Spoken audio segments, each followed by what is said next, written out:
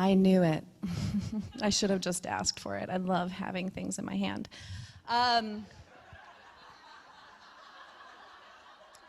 Women, you are so dirty. Wow. Wow. Wow. Oh my God. You know, when most people are on stage and they're like, wow, wow, it's because this energy is coming up and they're trying to embrace it. But at that moment, I was saying, wow, because when you guys, somebody clapped and this waft, I could smell something coming from out there. Could you smell it? Oh, it smelled like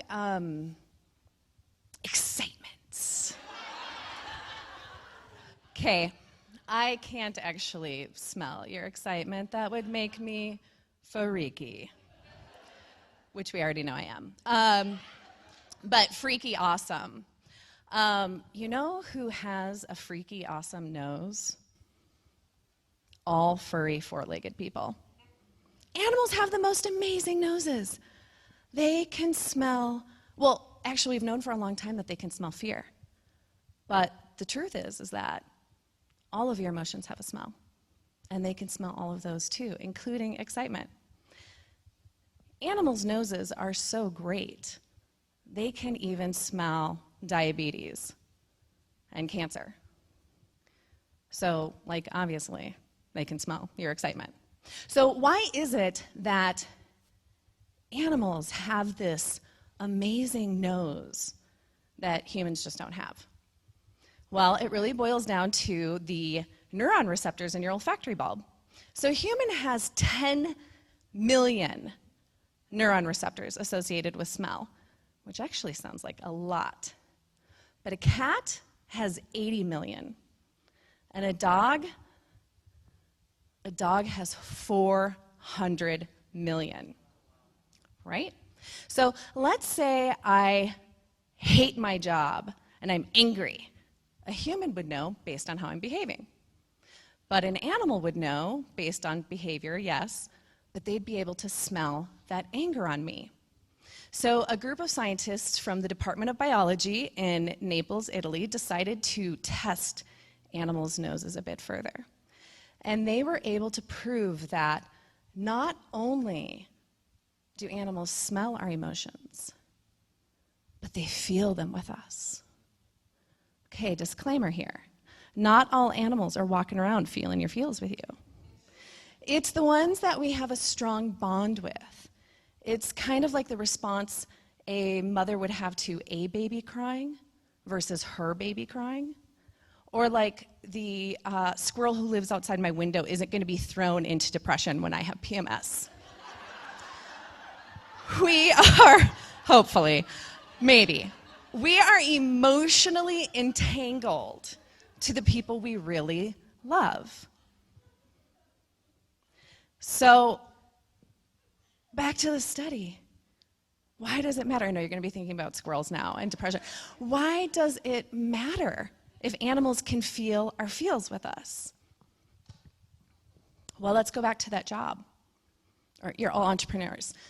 You're constantly living in a state of stress. Stress creates a lot of cortisol in the body because you're in fight or flight. That leads to tumors. Tumors lead to cancer. So while this is happening in your body, your beloved animal companions start to mirror you, and they're in a state of fight or flight, which leads to cortisol, leads to tumors, and that leads to cancer. So when I share this with people, they're like, oh my God, well, my cat or dog lays on me when I'm sad or stressed, and they want to be with me to comfort me. They do. They love comforting us. We share our secrets with them. In fact, they become the keepers of our secrets that we don't feel safe sharing with anyone else. And just by being with them, it can be healing. This is a symbiotic relationship of nurture. And when we feel good, they feel good. But when we let our emotions get the best of us, it can impact their health. So right now, I want you to imagine that you're all a bunch of skunks. Cute skunks. All skunks are cute. You're cute skunks. And every time you have a fear emotion, you do what skunks do. Psst. So you're like, oh my God, I'm going through a breakup. Psst. Or, oh my God, why am I still on Facebook? I hate it. Psst. All of the trolls. Psst. 3 years ago, I was going to delete this account. Psst. The trolls are actually my family members. Psst. Or let's just be real. For the better part of 2 years, collectively, women, as we have these fears that the few rights we are granted are being taken away, we're like,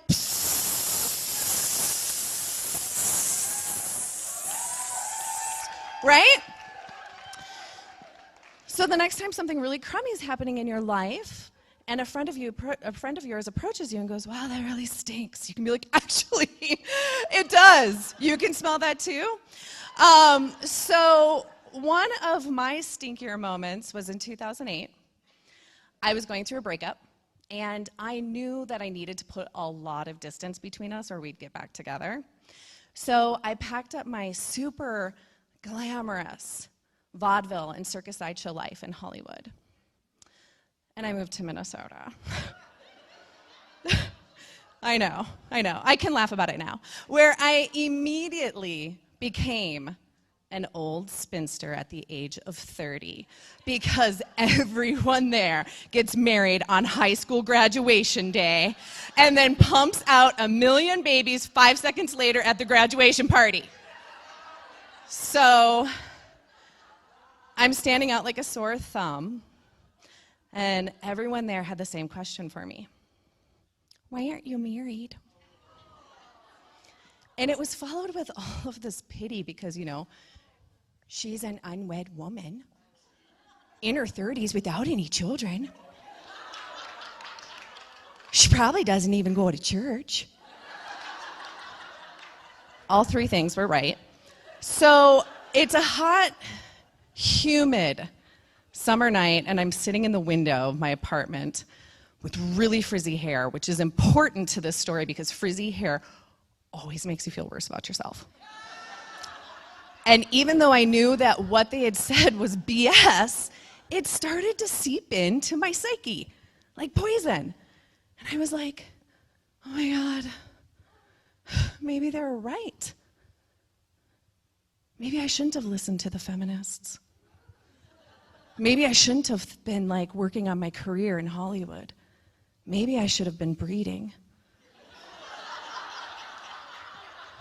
Maybe I should have been perfecting my tater-tot hot dish. I know. It's funny, we can laugh.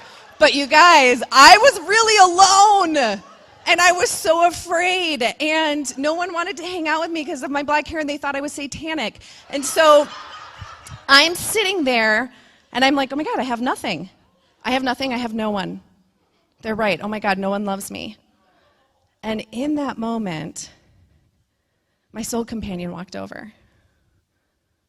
She looked deeply into my eyes, put her paw on my hand, and said, "Me, you're here for me." My kitty, Holly,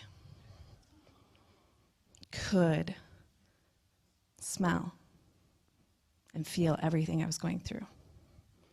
And it was in that moment that I really understood the symbiotic relationship we had. We kept each other alive. So 3 years later, actually it was 4 years later, at the age of 17, when she was diagnosed with an incurable disease, and the vet said, she's old, she's had a good life, she'll die soon. I threw myself into immediate action because I knew that I could not live without her, and in this moment, she really could not live without me.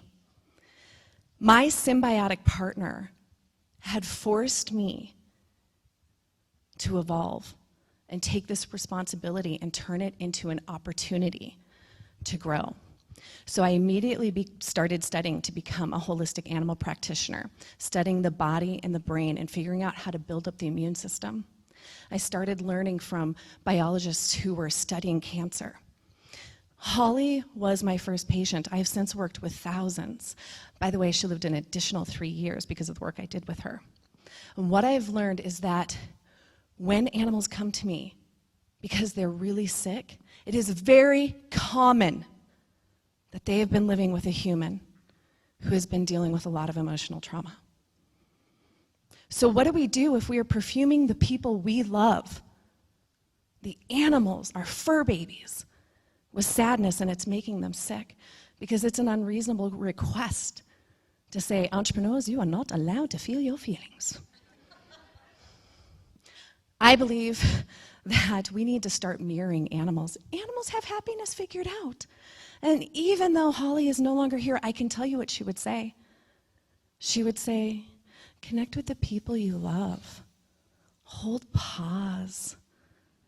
Find the sunny spots. Play with sparkly stuff.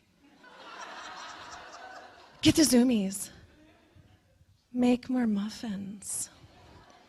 Doing things we love that brings joy can create new cell growth in your body. And I believe that joy is the antidote to disease, not just in us, but in our animal companions. And I'm going to explain to you how that is.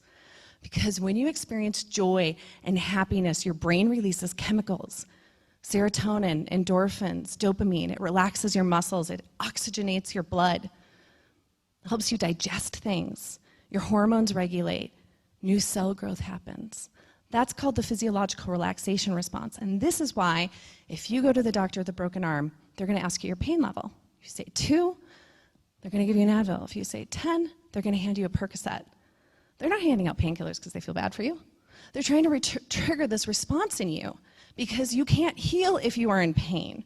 And new cell growth cannot happen in the body if any of that process is disrupted. This is why CBD oils are all the rage right now. So a few years ago, I decided to do this experiment. I wanted to see if I could trigger this response in animals through an audio track. So I took everything I knew I could put into an audio track, and I put it up on my website, and I handed it out to anyone who wanted it for free to play with their animals. You can still get it. Now, I had no idea if anybody was going to want it, and I had no idea if it was even going to work. Thousands of people have downloaded this track, and each week I receive emails. And the emails are miraculous. Cats who were in final stages of kidney failure with 2 days to live are still alive 2 years later with a great bill of health that vets can't explain. Animals, dogs who were having panic attacks because of 4th of July fireworks, like on the verge of heart attacks, were pulled out of that trauma state within minutes of listening to this track. And animals who were going to be euthanized because of aggressive cancers and tumors that couldn't be operated on went into spontaneous remission, and the tumors shrunk on their own. So women, I can talk to you about joy until I am blue in the freaking face, and you'd be like, oh yeah, but I have to do the dishes and I gotta do that one thing. But your symbiotic partners in life depend on it. So why wait until someone is sick and hope that someone else can heal them? With this knowledge, you also have a responsibility that you can turn into an opportunity to turn your that harm into perfumes that heal. And that is some of the best dang preventative medicine out there. Thank you.